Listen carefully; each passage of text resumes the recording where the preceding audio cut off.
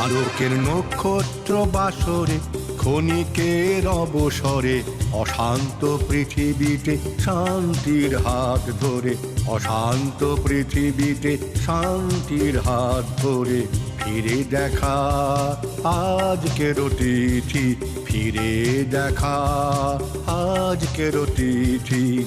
আলোকের নক্ষত্র বাসরে ক্ষণিকের অবসরে অশান্ত পৃথিবীতে শান্তির হাত ধরে, অশান্ত পৃথিবীতে শান্তির হাত ধরে ফিরে দেখা আজকের তিথি, ফিরে দেখা আজকের তিথি।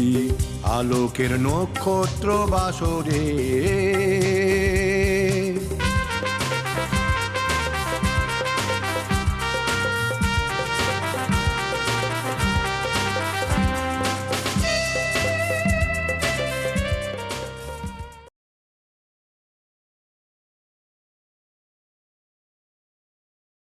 সকলকে বৈশাখী অভিনন্দন। আমরা রয়েছি হাই নিউজ টেলিভিশন নিবেদিত, আমি সাংবাদিক এবং সঙ্গীত শিল্পী মানবেন্দ্র চক্রবর্তী পরিচালিত ফিরে দেখা আজকের অতিথি এই একটি বিশেষ অনুষ্ঠানে। আজকে আমাদের অনুষ্ঠানের এই পর্বে পেয়েছে আমাদের বিশিষ্ট চিকিৎসক, চণ্ডীগড় থেকে যিনি সার্জারিতে এমএস করেছেন এবং আমাদের এলাকার নাম করা একজন চিকিৎসক, ডক্টর নির্মল কুমার সাহা। ডাক্তারবাবু আপনাকে নমস্কার হাই নিউজের তরফ থেকে। আচ্ছা, নমস্কার। আমি আজকে আমরা চলে এসেছি হাই নিউজের তরফ থেকে, যে আপনার আসল বাড়িতে এখানেই বহরমপুরে। হ্যাঁ, আমি আপনি এখানেই বড় হয়েছেন? বহরমপুরে জন্মেছি, বহরমপুরি। আচ্ছা, আপনি কতদিন থেকে এই ডাক্তারির সঙ্গে যুক্ত আছেন মোটামুটি একটু আমি দর্শকদের মধ্যে? আমি আসলে 90 সালের ডিসেম্বর মাসে চাকরিতে জয়েন করি। তার আগে পড়াশোনার ব্যাপারে যেটা পড়ার, MBBS বা MS DNB এই পড়াশোনাগুলো করার জন্য যেটুকু সময় লাগে, তারপরে 90 সালে আমি সরকারি চাকরিতে জয়েন করি। একটি গ্রামে, প্রত্যন্ত গ্রামে থাকি। তারপরে আস্তে আস্তে বিভিন্ন জায়গায় ট্রান্সফার হয়। ফাইনালি আমি ডোমকল সাব ডিভিশন হসপিটালে এসে আমি 2 বছর আগে রিটায়ার করেছি। তো আপনার তো ডাক্তার হিসেবে খুব নামযশ রয়েছে।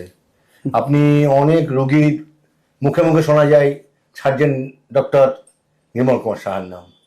তো আপনি সেই ক্ষেত্রে দাঁড়িয়ে আপনার নিজের সম্পর্কে কি অভিমত আপনার? আসলে যে কোনো চিকিৎসক তার চিকিৎসা শিক্ষার ব্যাপারটা হচ্ছে একটা গুরুকুলের মতো। এখানে মানে গুরুবিদ্যার মতো, একটা গুরু যেমন হবে ছাত্র তেমন হবে। আমাদের যারা শিক্ষক ছিলেন তারা একজন একটা দিকপাল ছিলেন এবং তাদের মানসিকতা, তাদের দৃষ্টিভঙ্গি এখনকার যারা হয়েছেন তাদের সঙ্গে অনেকটাই মেলে না। এবং তারা একটা ডিভোটেড একটা জীবন কাটাতেন। তারা পয়সার পিছনে খুব ছুটতেন না এবং তারা মানুষকে মানবিকভাবে দেখতেন এবং তারা মনে করতেন ডাক্তারিটা একটা হৃদয় বৃত্তি। এই বৃত্তিটার মধ্যে যদি হৃদয় না থাকে, এই বৃত্তিটা কিছুই পড়ে থাকে না। এবং এই যে বৃত্তিটার মধ্যে কিছুই পড়ে থাকে না, এটা বলছি, এইটা আমরা মাথায় ঢুকিয়েছিলাম। এবং আমাদের মধ্যে স্যারেরা প্রথম শিখিয়েছিলেন যে কোনো রুগী মানে তার রোগ, এবং রোগ নির্ণয় করাটা হচ্ছে আসল। যদি রোগ নির্ণয় করা যায় তাহলে রোগের চিকিৎসার জন্য কি করতে হবে এর জন্য বেশি পরিশ্রম করতে হয় না।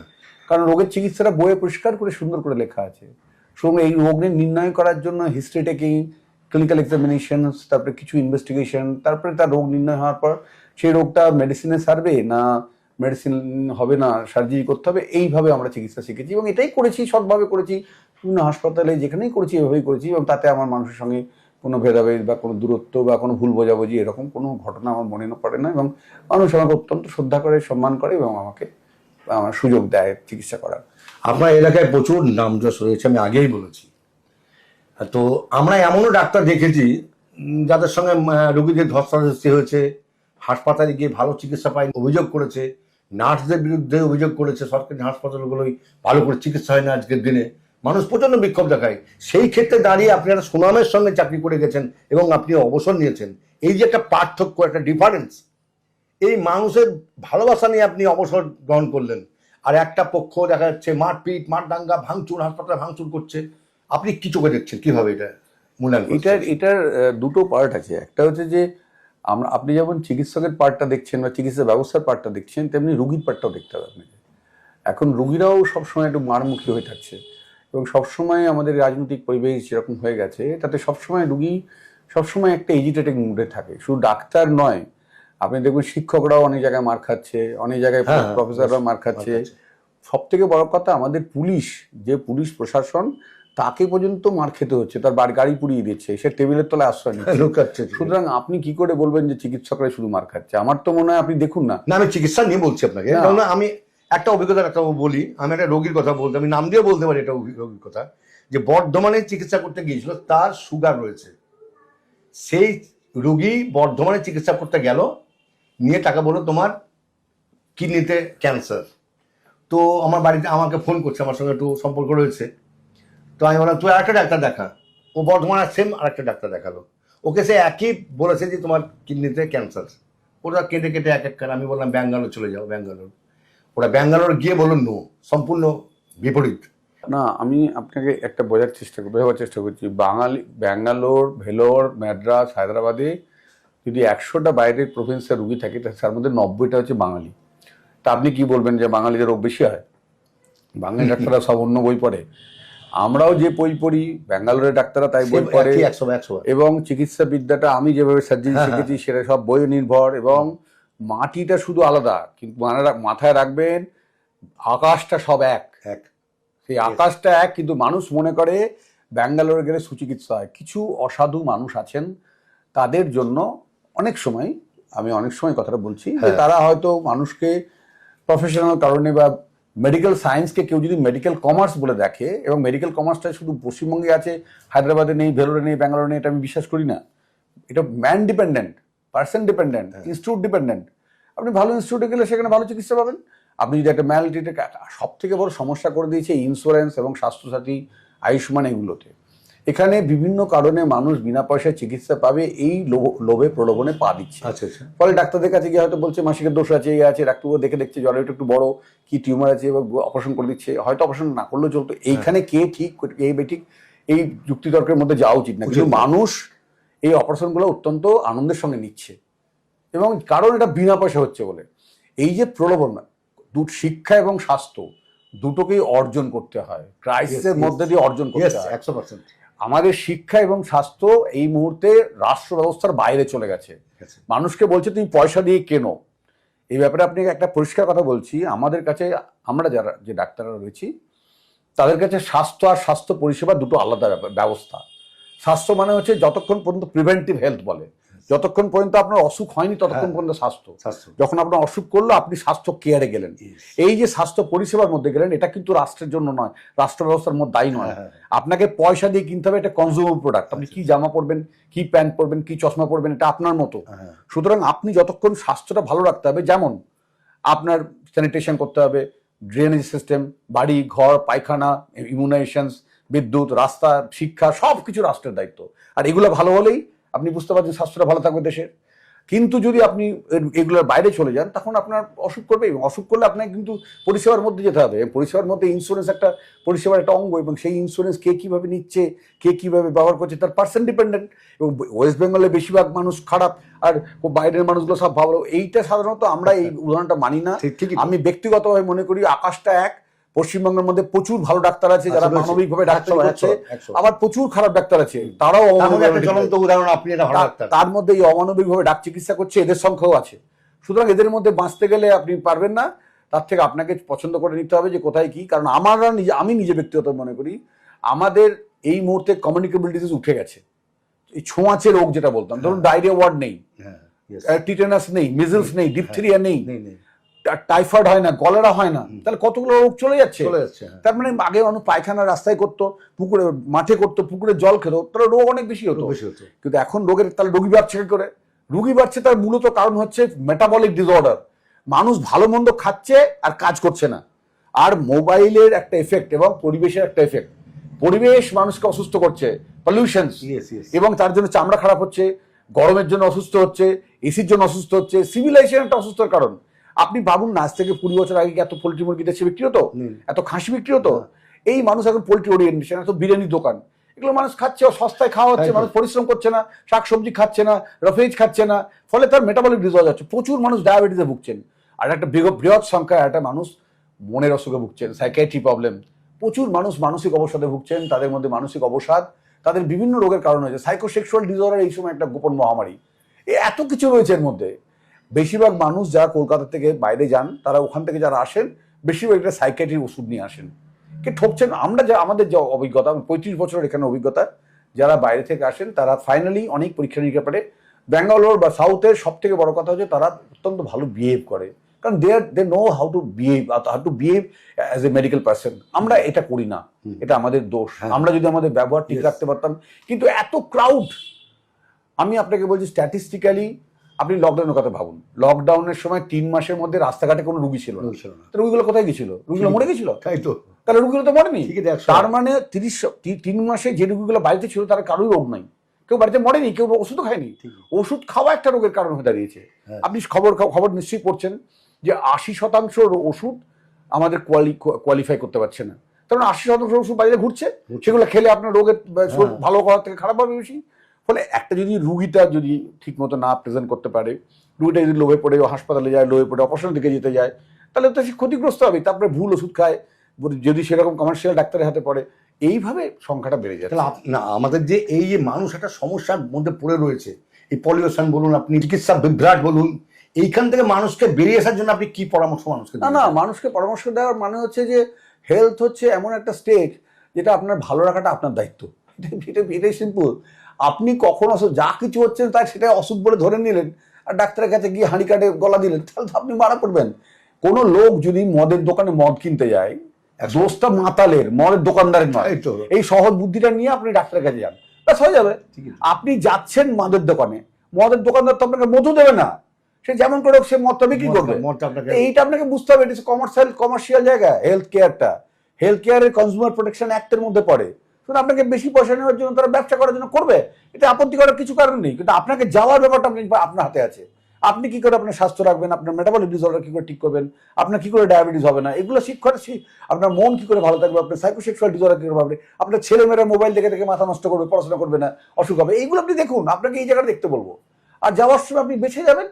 অসুখ এত বেশি নেই ডাক্তার হিসেবে বলছি, তবুও আমি বলবো অবশ্যই যে চিকিৎসকের কাছে যাওয়ার আগে প্রথমে প্রাথমিক যারা জেনারেল ফিজিশিয়ান আছে তাদের কাছে যান। আপনার রোগটা সত্যি কি রোগ সেটা নির্ণয় করুন, তারপরে স্পেশালাইজের কাছে যাবেন। তা না তো আপনি আকর্ণে বিপদে পড়বেন। ডাক্তারবাবুর কথা আমরা মনে রাখবো। দর্শকবৃন্দ, ডাক্তারবাবু যে পরামর্শ দিলেন, সেই পরামর্শ যদি আমরা মেনে চলি, তাহলে আমরা অনেকটাই আমাদের নিজের সম্পর্কে আমরা ফিরে থাকতে পারবো।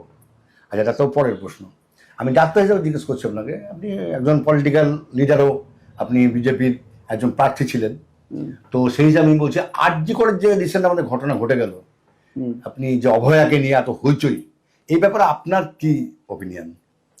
না, অভয়টা হচ্ছে আমাদের কাছে একটা মানে একটা আঘাত। মানে শুধু চিকিৎসা বিজ্ঞানের আমার অভয় আমার চিকিৎসক বোন হিসাবে নয়, এটা সামাজিক একটা আঘাত আমার কাছে। এটা একটা চিকিৎসালয়ে, একটা হাসপাতালে, একটা মেডিকেল কলেজের মতো জায়গাতে একটা 36 ঘন্টা ডিউটিরত অবস্থায় একটা মহিলা খুন হলেন, নির্যাতন হলেন। অথচ কে খুন করলো, কজন খুন করলো, যেখানে খুন করা হলো সেই জায়গাটা ওইটা কিনা, কি অস্ত্র দিয়ে খুন করা হলো, কেমন ভাবে তাকে মারা হলো, তার কোনো কিছুই প্র্যাকটিক্যালি জানা যায়নি। এবং যে দোষী ধরা পড়েছে এবং যার জন্য তার সাজাও ঘোষণা হয়েছে, সেটাও যে কতটা তাড়াতাড়ি করে করা হয়েছে এবং তার পিছনে কতটা বিজ্ঞান আছে। কারণ আমি ওই রায়টার কিছু কিছু অংশও পড়েছি, তাতে যিনি রায় দিচ্ছেন তিনিও অনেক জায়গায় বলেছেন যে এই ইনফরমেশনের ল্যাকিং আছে এবং সিবিআই এখন অনেক কিছু বার করতে পারেনি যেগুলো, এবং অনেকেই ইন্টারপ্রিটেশন নেয়নি, যার ফলে এই ইনভেস্টিগেশনটা এখনো কমপ্লিট করা যায়নি। কিন্তু এটা বোঝা গেছে যে ওই ভদ্রলোক ওই মধ্যে ইনভলভ ছিলেন, কিন্তু উনি ছাড়া আরো কেউ ইনভলভ ছিলেন কিনা বা কেন। একটা কথা শুনুন, একটা হচ্ছে মার্ডারের প্রথম জিনিসটাকে মোটিভ, কেন মারা হলো, আরটা হচ্ছে কোন জায়গায় মারা হলো, আরটা কি দিয়ে মারা হলো, কিভাবে মারা হলো। এই 3টে প্রশ্নের আপনি একটা উত্তর দিতে পারবেন? একজন মেরেছে না 10 জন মেরেছে, সত্যি ওকে নির্যাতন করা হয়েছিল কিনা, কেন নির্যাতন করা হলো, জীবিত অবস্থায় নির্যাতন না মৃত অবস্থায়, কোনো প্রশ্নের উত্তর আছে? ওই ঘরটার মধ্যে মারা হয়েছিল না অন্য জায়গা থেকে মেরে ওখানে রেখে দেওয়া হয়েছিল, গলা টিপে মারা হয়েছিল, গলায় দড়ি দিয়ে মারা হয়েছিল, কেটে কেটে মারা হয়েছিল, রক্তপাত করে মারা হয়েছিল, কিভাবে মারা হয়েছিল? সুতরাং অনেক কিছু আছে ওই প্রশ্নের অ্যান্সার এখনো আমরা জানি না চিকিৎসক হিসেবে। এবং সাধারণ মানুষ হিসেবে, নাগরিক হিসেবে এটাও আপনার প্রশ্ন। এবং সবচেয়ে বড় কথা, ভাইয়ের মা বাবারাও এই প্রশ্নের, আমার ছেলে আমার সন্তান যদি এইভাবে হত্যা হতো, নিশ্চয়ই আমি ভাবতাম যে এই যে জায়গাটা একটা অপরিষ্কার জায়গা, একটা বিচার ব্যবস্থা যদি এত অপরিষ্কার থাকে, এবং আমার কাছে মনে হয়েছে যে একটা খুন বা একটা নির্যাতন, এইটা কিন্তু যদি সরকার প্রশাসন এবং সরকার যদি মানে স্বইচ্ছায় এটা চায়, এই জায়গাটাকে ডিকোড করা খুব বেশি অসুবিধা হয় না। কিন্তু সরকার এবং প্রশাসন দুজনেই যদি এটাকে কোনোভাবে চাপা দেওয়ার চেষ্টা করে, তাহলে কিন্তু সাধারণ মানুষের পক্ষে এটা খুব বিপজ্জনক। এবং যেটা বিভিন্ন ছত্রে ছত্রে বোঝা যাচ্ছে যে এই গোটা ব্যবস্থার মধ্যেই কোথাও কোথাও এই ঘটনাটাকে, টোটালটাকেই প্রায় কিছু কিছু, বেশি কিছু, মানে সম্পূর্ণ জায়গাটাকেই বেসিক্যালি হাইড করার চেষ্টা করা হয়েছে। এবং কেন উদ্দেশ্যে চেষ্টা করা হয়েছে আমি জানি না, কিন্তু চেষ্টা করার জন্য যেটা হয়েছে, আমাদের সরকারের প্রতি, আমাদের প্রশাসনের প্রতি আস্থা হারিয়েছি, বিচার ব্যবস্থার প্রতি আস্থা হারিয়েছি, যেটা মানুষের কাছে অত্যন্ত দুঃখের। কারণ মানুষ তো শেষে কোর্টে যাবে, বিচারের কাছে যাবে সত্যের জন্য, সেটা যদি হারিয়ে পড়ে, প্রশাসনের কাছে যাবে, রাষ্ট্রের কাছে যাবে, সেটা যদি না হয়, তাহলে তো আমাদের দুঃখ রাখার জায়গা কোথায়? তবে খুব সুন্দর কথা বলেছেন।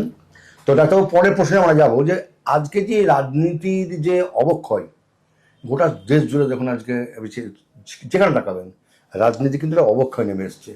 এই অবক্ষয়ে কোনো দল কি এককভাবে এই ভারতবর্ষে তথা পশ্চিমবাংলার শাসন করতে পারবে বলে আপনার কি মনে হয়? ভালো প্রশাসনিক দল এই গোটা ভারতবর্ষময় শাসন করবে? এইটা প্রশ্নটা এরকম যে সহজে উত্তর দেওয়া যাবে এরকম নয়, কিন্তু আমার কাছে মনে হয়েছে আপনি এখন ওই গ্রেটার রিভিল লেসার রিভিল ব্যাপারটা, মানে কে অপেক্ষাকৃত ভালো, এভাবে বেছে নিতে হয় মানুষকে।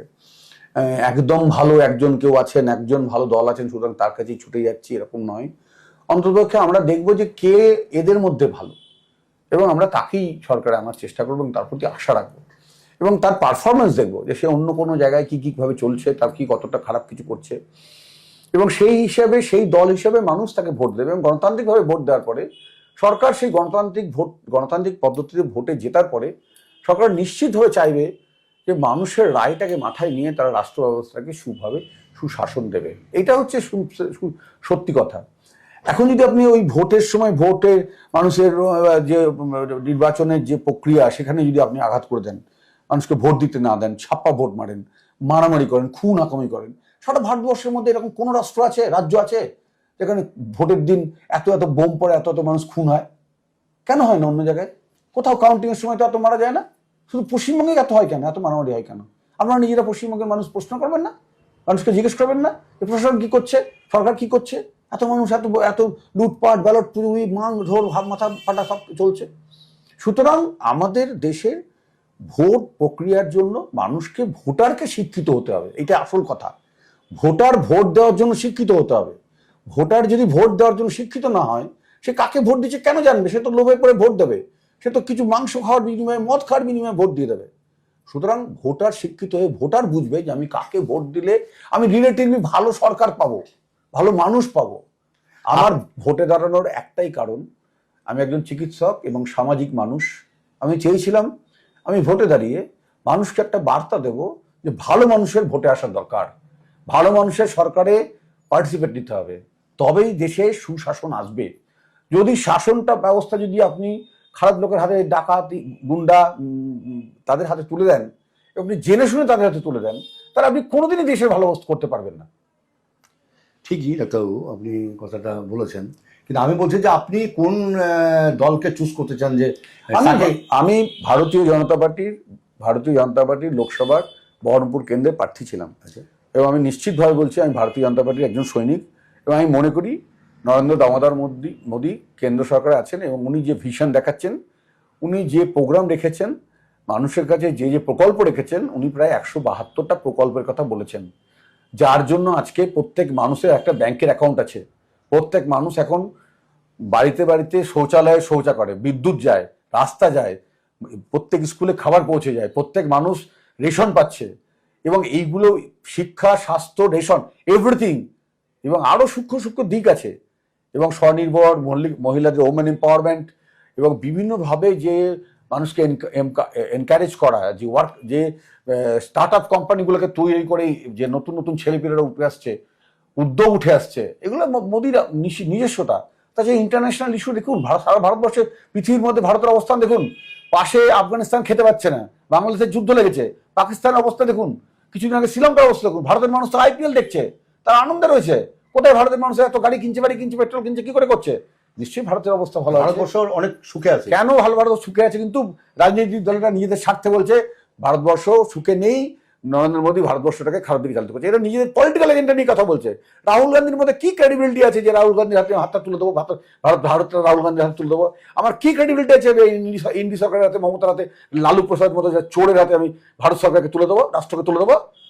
আমি নিশ্চিতভাবে বুদ্ধি, আমার নিজের বিচার বৃদ্ধি শিক্ষা দিয়ে আমি ভারতীয় জনতা পার্টির হয়ে মঞ্চে নেমেছি এবং লড়াইয়ে নেমেছি। এই লড়াই ভারতবর্ষটাকে, পশ্চিমবঙ্গটাকে পরিষ্কার করার লক্ষ্যে আমি এই কাজ করছি, এবং এই কাজ করার জন্য আমি আজ যতদিন বেঁচে থাকবো আমি এই কাজটা করার চেষ্টা। ধন্যবাদ তো আপনাকে।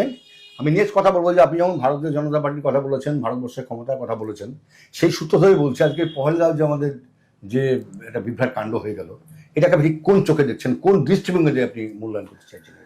দেখুন, এইটা পহেলগাঁওতে যে ঘটনা, আমি আপনাকে তার আগে একটু বলে নিই, কারণ তো আপনি বোঝাতে অসুবিধা হবে। আমাদের দেশ, আমার ধর্মনিরপেক্ষ বলে একটা শব্দ আছে। অবশ্যই। বেসিক্যালি ধর্মনিরপেক্ষ শব্দটা একটা রাজনৈতিক স্লোগান, এটার মধ্যে কোনো বস্তু নেই। কারণ কোনো মানুষ পৃথিবীতে ধর্মনিরপেক্ষ বলে কিছু হয় না। মানুষ ধর্ম বিশ্বাসী হয়, ধর্মে অবিশ্বাসী হয়। যারা ধর্মে বিশ্বাসী তাদের প্রথম কাজ হচ্ছে অন্যের ধর্মকে সম্মান এবং শ্রদ্ধা করা। 100%। যদি এইটুকু শুধু মেনে নিই, যারা ধর্ম বিশ্বাসী তারা নিজে ধর্ম বিশ্বাস করবেন, তার বাড়িতে, তার মন্দিরে, মসজিদে, গুরুদুয়ারে, যেখানে সে করবেন, এবং অন্যের ধর্ম যখন পালন করবে তাকে শ্রদ্ধা করবে, সম্মান করবে। খুব সুন্দর। শুধু যদি এইটুকু মেনে চলেন, ভারতবর্ষে কোনো অশান্তির জায়গা নয়। ধর্মনিরপেক্ষতা মানে যেটা করতে যাচ্ছে রাজনৈতিক নেতারা, সেটা হচ্ছে একবার গুরুদুয়ারে যেতে হবে, একবার চার্চে যেতে হবে, একবার আজান পড়তে হবে বা হিজাব পড়তে হবে, একবার এটা ধর্মনিরপেক্ষ নয়, একদম নয়।